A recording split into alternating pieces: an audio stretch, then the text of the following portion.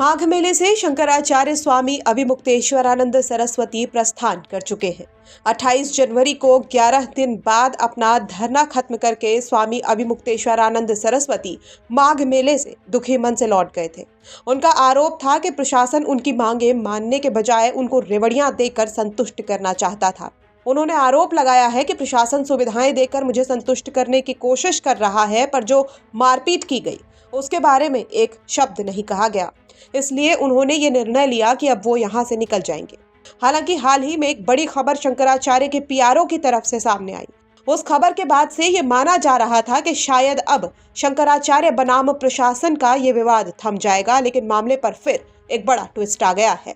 दरअसल शंकराचार्य के पीआरओ की तरफ से ये कहा गया कि प्रशासन अब शंकराचार्य को सम्मान पूर्वक पूर्णिमा स्नान कराने का प्रयास कर रहा है और प्रशासन के कुछ बड़े अधिकारी इस मामले पर मध्यस्थता करने में लगे हैं।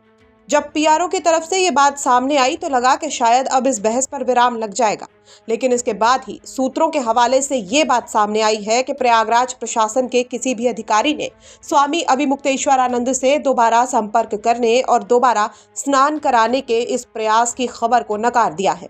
यानी शंकराचार्य के पीआरओ की बात को प्रशासन की तरफ से सिरे से खारिज कर दिया गया है। सूत्रों के मुताबिक प्रयागराज के बड़े प्रशासनिक अफसरों ने दोबारा स्नान करने के प्रयास को नकार दिया है। यानी मेला प्रशासन का ये कहना है कि शंकराचार्य को मनाने की कोई कोशिश मेला प्रशासन के किसी अधिकारी की तरफ से नहीं की गई है।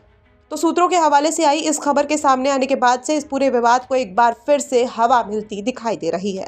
अब मामले पर शंकराचार्य की तरफ से क्या रिएक्शन सामने आता है, ये देखने वाली बात होगी। बता दें कि यह पूरा विवाद माघ मेले में मौनी अमावस्या के स्नान के दौरान शुरू हुआ था। शंकराचार्य और प्रशासन के बीच स्नान को लेकर विवाद शुरू हुआ, जिसके बाद शंकराचार्य के साथ मौजूद बटुकों और संतों की पुलिस प्रशासन के साथ झड़प की तस्वीरें भी सामने आई थी। इस पूरे विवाद ने काफी तूल पकड़ लिया था और इसके बाद शंकराचार्य अभिमुक्तेश्वरानंद सरस्वती लगातार माघ मेले में धरने पर बैठे रहे थे और वो ये मांग कर रहे थे कि उन्हें जब तक ससम्मान स्नान नहीं करवाया जाता और उनके साथ हुए बर्ताव के खिलाफ कोई कदम नहीं उठाया जाता, तब तक वो धरने से नहीं हटेंगे।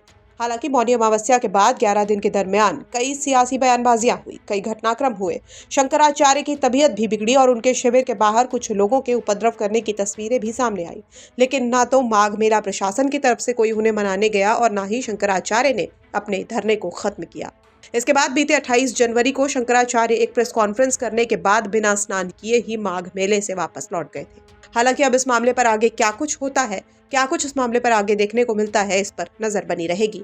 लखनऊ से संतोष शर्मा की रिपोर्ट, यूपी तक।